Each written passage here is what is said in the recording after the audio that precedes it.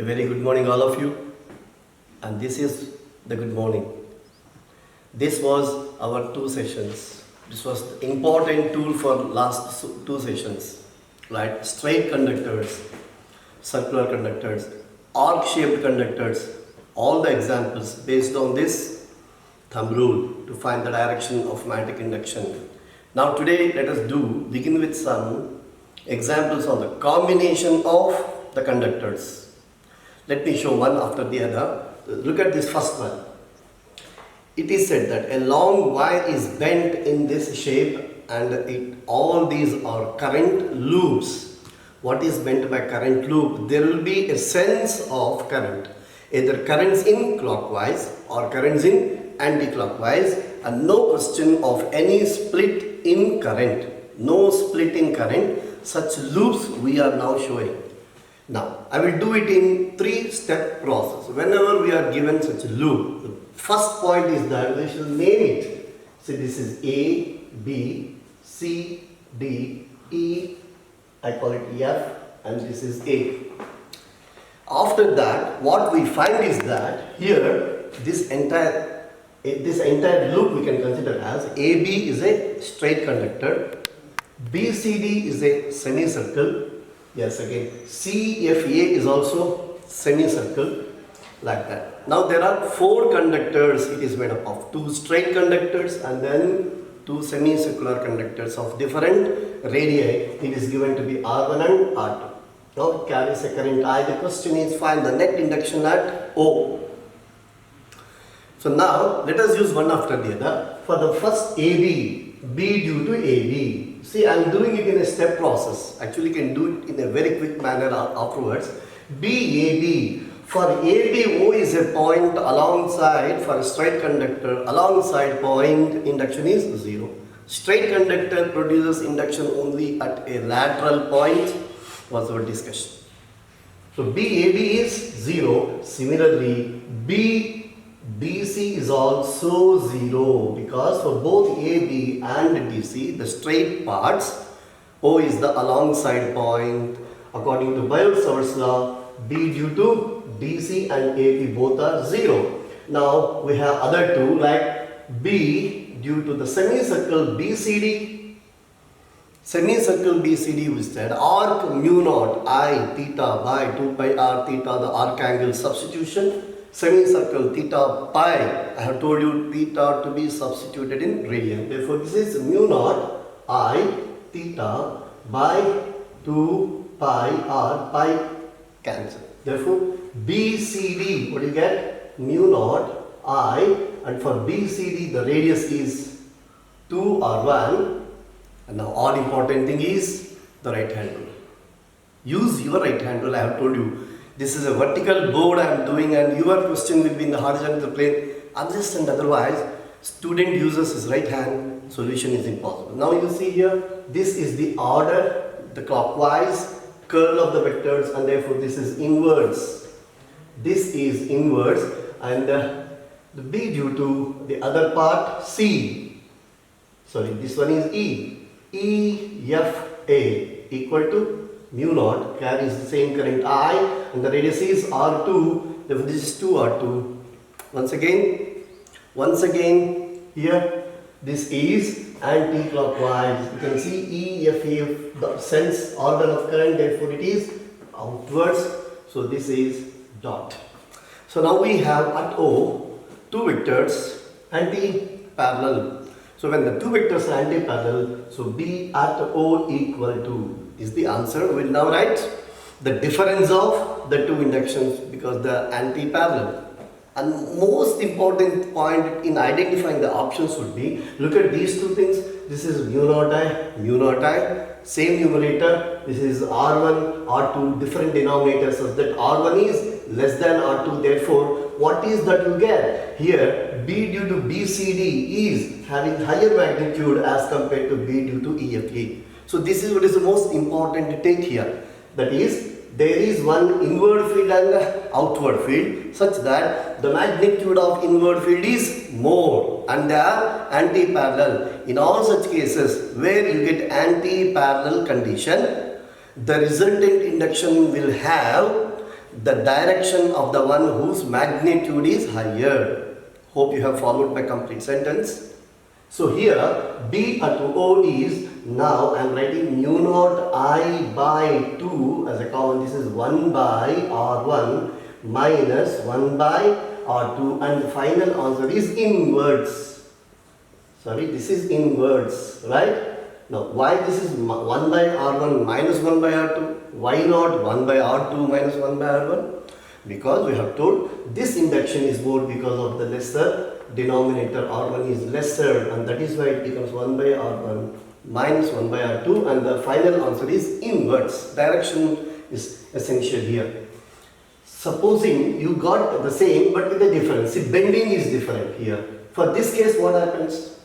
Now it will be very easy for you. I need not tell you again, saying A, B, C, D, E, F. If you will do the same conditions come for AB and DC parts, induction at O will be 0 because of the alongside points. Whereas look at this BCD.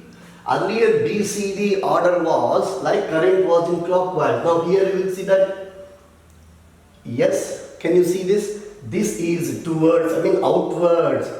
EFA is also outwards. So everything about our right hand rule. Earlier these two vectors were anti-parallel, therefore it was a negative sign. Therefore, if it is a small change as figure 2, our answer would be this is not inwards, this is also outwards.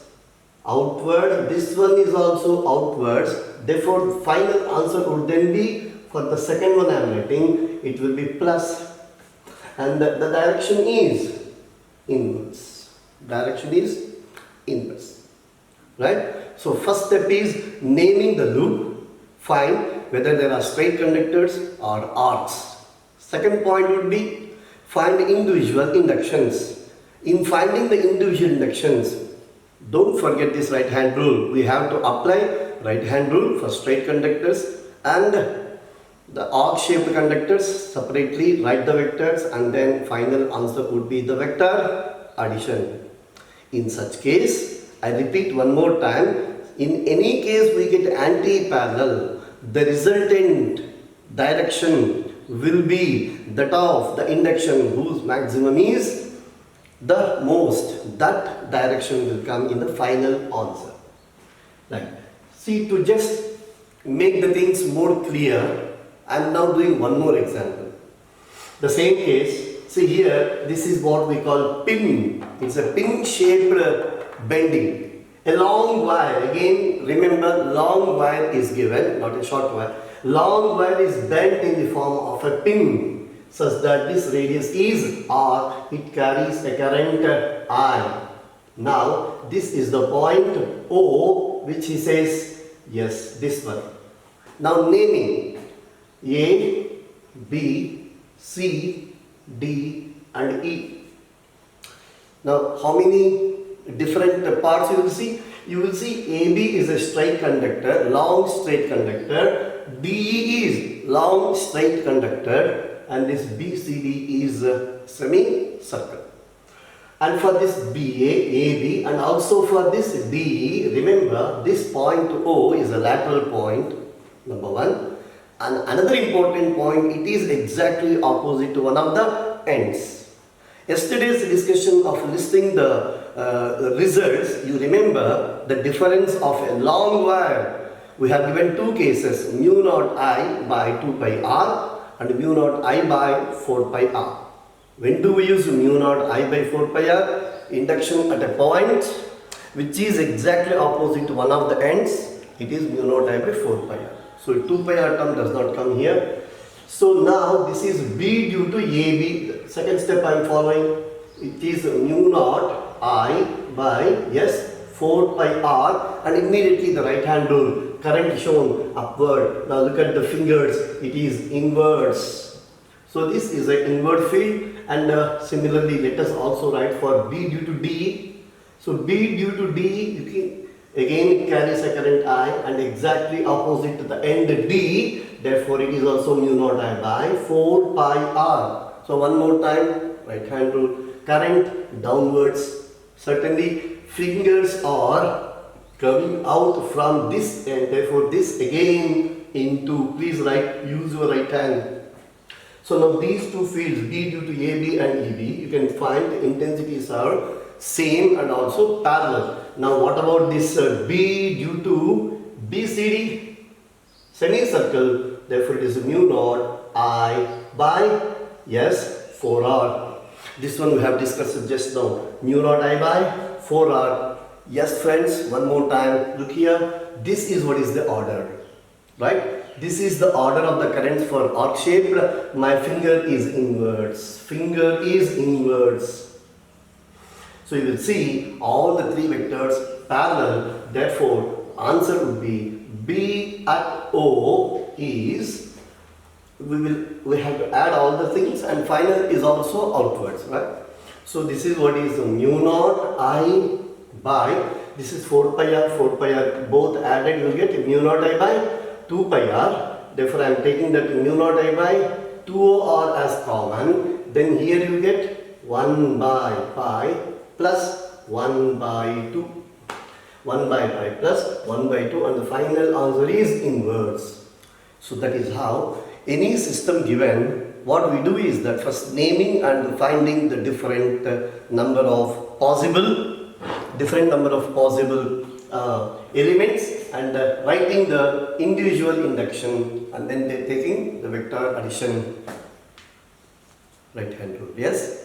Next one, supposing you see the same example, assure with a difference, because in this case all these things are given in a single plane, because the entire network or entire geometry is in a plane, 2D. Supposing this example is made bit difficult by showing it's not in a plane but in space, 3D geometry. How? Let us see that example. I will change this example.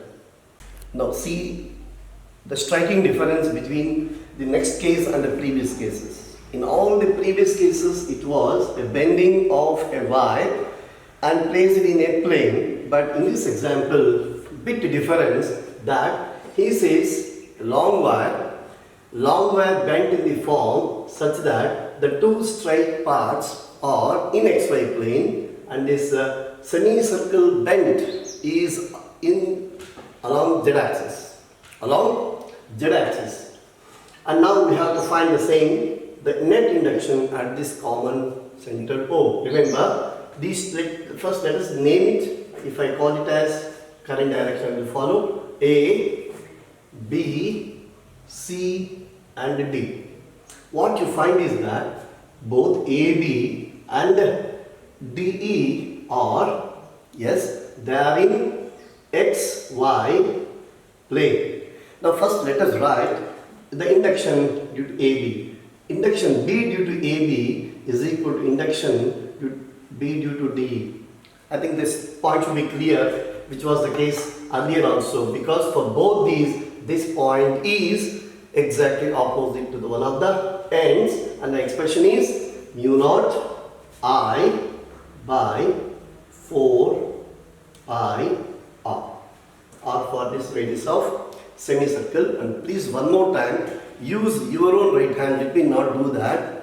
For your convenience you have to do it. Therefore here I will just quickly show current direction, fingers outwards. For DE also, if you find the direction of the current, fingers are outwards at O. Therefore both are outwards, dot and dot. Therefore it will be addition. And now let us write about the most important point is B due to this semicircular part, which is BCD. Now I would like to show this orientation. This orientation, you please see that this is not in the same plane as that of these straight parts. Now this is to be imagined like this, which is the z-axis. It becomes, therefore, now this is in the z-axis and carrying a current like this, right? Carrying a current like this. Now your right hand rule. Current in this order, in this sense, look at the thumb. My thumb is pointing downwards. My point, see, thumb pointing downward means As according to our convention, since it was positive y-axis, it becomes negative y-axis. So that is B due to BCD is mu naught I by S 4 R, and the result is, let us write it as a vector, because earlier it is dot. Dot means plus k cap. Plus k cap. Now this is mu naught I by 4R and the direction is downwards, therefore I will use it as minus j cap. This is plus k cap each. Now why this k cap earlier? Because we have seen for the current direction it was outward. This is what is taken to be the z axis, therefore both are along positive z axis and this one is along negative z axis, and therefore the final result is B at O is, yes, mu naught I by 4 pi R K, and we have two such cases we will add, plus mu naught I by 2 pi R times K. Then another is mu naught I by 4R times J. Why this minus sign? Because of the anti-parallel nature, or negative y-axis it was rather, therefore we have taken as minus J. So in the vector form we have given. Now how to find the answer? Let us write the magnitude of that. If I am writing that magnitude, yes, finally B at O is, if I write it as a final vector, this is mu naught I by 2 pi R. 4 pi R terms are there, 2 terms, therefore it is mu naught I by 2 pi R. Remember this I is not this unit vector, this is for current we are using, times K minus mu naught I by 4R times J. Therefore the magnitude, we use the property of that position vector. The magnitude is root of x square plus y square plus z square, right? Using the components. Therefore the answer is here, what is x? 0, no x component. What is y? It is mu naught I by 4R. And what is the z component? Mu naught I by 2 pi R. Therefore final answer we will write it as a mu naught I by 2 pi R squared, yes, plus mu naught I by 4R squared. Further simplification I really don't want to do it. It will be your job. I have told you, be ready with your pens and notebooks. Do further simplification, because here you can take mu naught I by 2R as a common thing. Therefore final answer will be very easy if you take that common term. So that is how in the case of combination of different conductors, straight conductors and arc-shaped conductors, we have to use this 1, 2, 3 steps. Look at one more case of magnetic induction due to current carrying conductor. Actually this topic we didn't cover in our board examinations, right? So this is some extra topic for our NEET examination. It is the case of not a wire. Wire generally we take it as a very thin wire. Supposing now this time it is given as a very thick wire, or else sometimes given as cylinder carrying current. In such cases, what are the different possibilities? Let us look into one after the other. Now first one I took it as a hollow cylinder. Hollow cylinder of radius capital R, and mine here it is all uniform shapes I am taking. A uniform cylinder, radius R, carrying a current I. Now the question is to find the induction at an inside point and another point which is an outside point. What will be the results? Actually these results are only two lines by using our famous Ampere's circuital law. You remember that integral d bar dot dl bar is mu naught times I sigma. Sigma I, that's what we write, right? So I am using this and I am giving you the results. See, if you want any results in detail, you have my contact, you can call me in person and you can take the results, or you can contact me on my WhatsApp. But simply I am now giving the results. Now here for inside point BI will be 0. Now what for this result comes, because see inside it is hollow, no current. Therefore, what was the LHS term? Integral B bar dot dl bar, and what was RHS term? It was mu naught times sigma I. You know the meaning of this sigma I, right? Let me not get into those details. It is a crash brushing of all the concepts, right? So this I is in the case of hollow cylinder, turns out to be 0, and hence B turns out to be 0. Remember such things. So these can be questions for assertion and reasoning even for your other examinations. Now, integral B bar dot dl bar, I have used B I equal to 0, but what will be the case of outside point? Outside point, we get the same result. Remember, outside point at distance r, you can see the distance is taken from the axis of the cylinder, and it will be the same result. You get mu naught I by 2 pi small r. Small r is the distance of the outside point from the axis of the cylinder. Capital R we have taken to be the radius of the cylinder. Now here you will find that this induction is independent of radius of the cylinder for an outside point. Every time, every result, I don't know how many number or hundreds of times I have told you. Every time LHS, RHS, peeping into that or going deep into that, you will find good number of results. They can be conceptual questions, they can be numericals, what not. So here this B is independent of radius. Now let me come to the other case, that it is the case of solid cylinder. Solid cylinder means inside stuff, inside material also. Earlier case was hollow and current inside taken to be 0, hence inside point B was 0, but not this case of solid cylinder because of the net current that contains.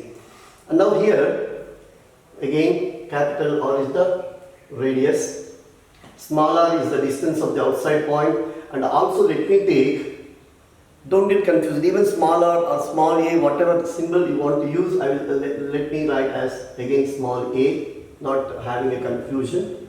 Now in this case, see, B at O will be the same, mu naught I by 2 pi r. The same result we will get as the case of hollow cylinder.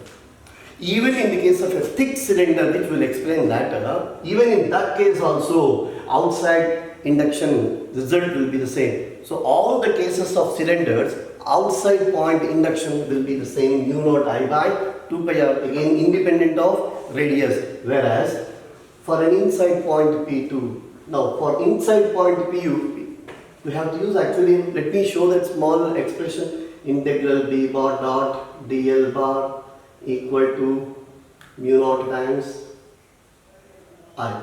Suppose this is what is the current carried by the total cylinder. Now here I have to construct one more cylinder whose radius is small a. That is what is called as Amperian loop, because we use this expression for an Amperian loop. One more time, notebook, class notebook, please go through 4 to 5 important points for Amperian loop. We have given characteristics, they are very important conceptual questions. So integral B bar dot dl bar equal to mu naught I, but here it is not I will write it as I dash. But since current density is same, because it's a uniform cylinder, what we write is I by pi capital R square is I dash by pi into A square.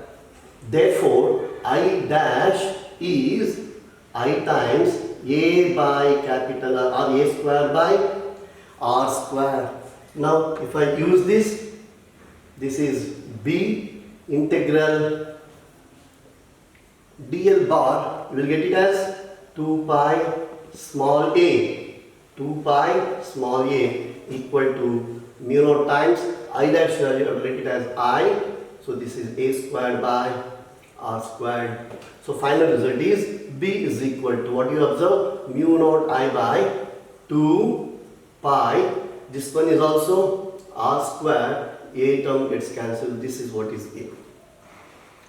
Now you see B proportional to A, look at what is that A for distance of an inside point from the axis of the cylinder. So it is B proportional to A for inside point. For outside point, Yes, B proportional to 1 by R.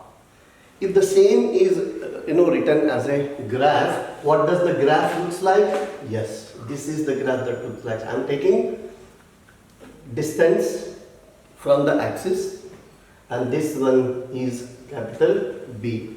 And what we find is that at the center, because B proportional to A, for A equal to 0, B equal to 0, therefore it will be a straight line. And this is what is B maximum. Where the B is maximum? Yes, for A is equal to R, the radius of the cylinder. Afterwards, it will be gradually decreasing a curve with negative slope. So this is what is the graphical representation also. Remember, hollow cylinder or solid cylinder, outside point, the result is same. The difference is with respect to a point inside the cylinder.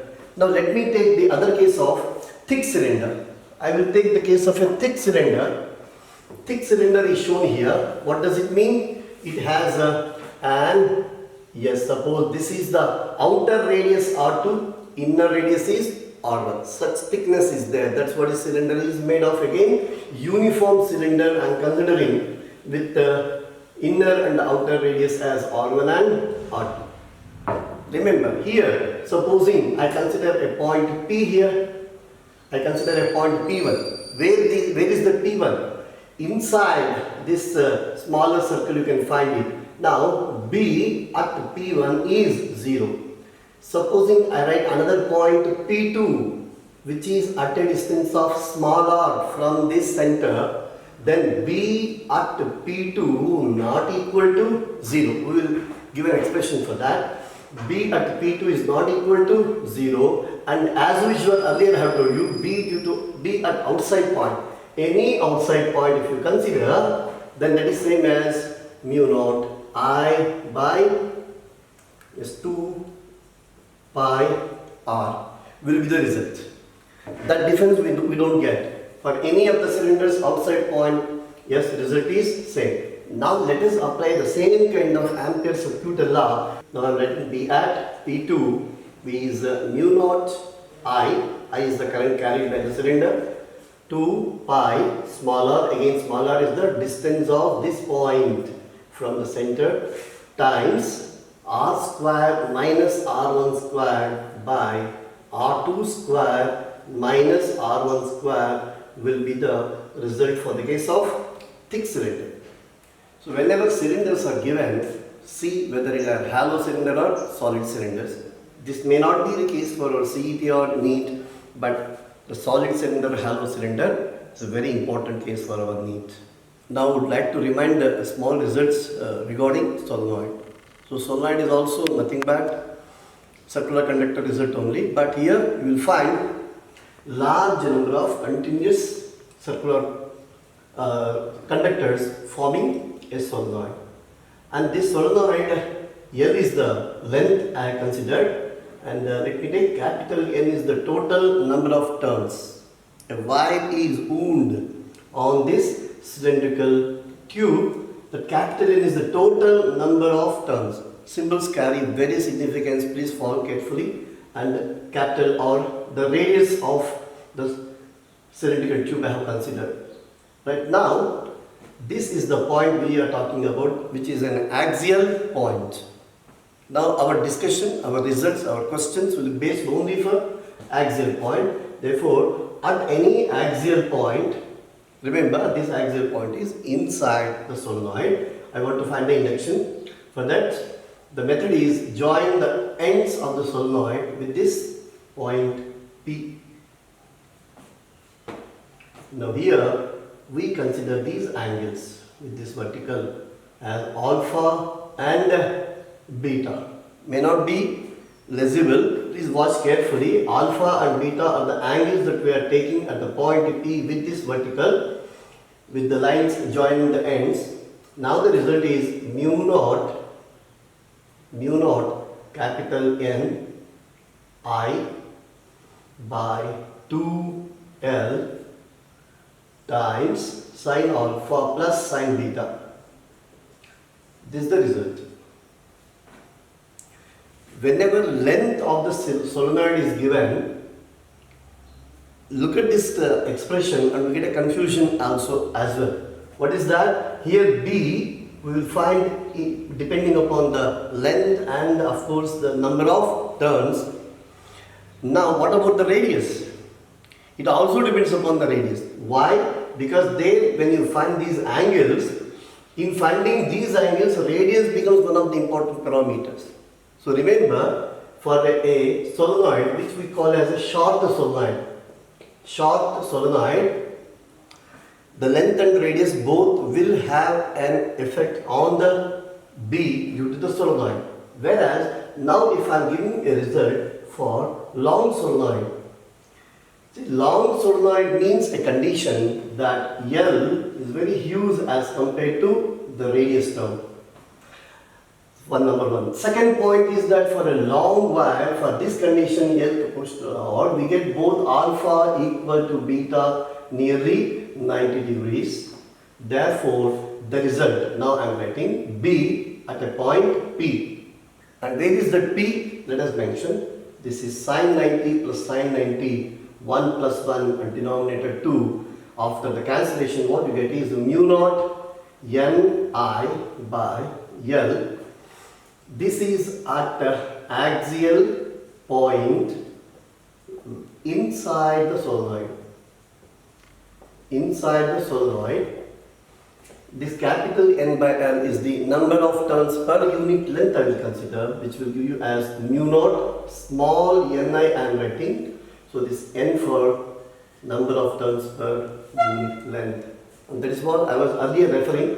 Capital N, total number of turns in the solenoid, and small n is number per unit length. Now this, when we consider a point which is exactly at the end of the solenoid, long solenoid, and point is at a point, yes, where is the point?